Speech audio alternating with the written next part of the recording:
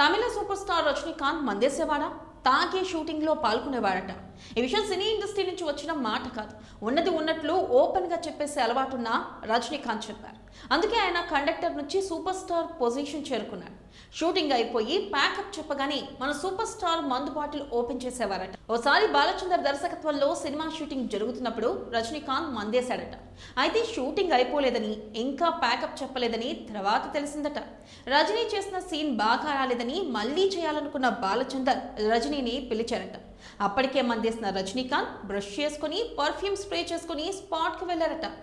ఎంత ట్రై చేస్తున్నా సీన్లో క్లారిటీ రావడం లేదట.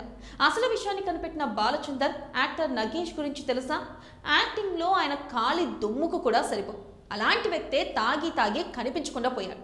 నువ్వెంత అని సీరియస్గా తిట్టారట.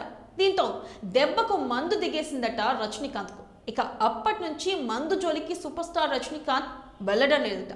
చూసారుగా, మందు తాగితే ఎలాంటి పరిణామాలు ఎదుర్కోవాల్సి వస్తుందో.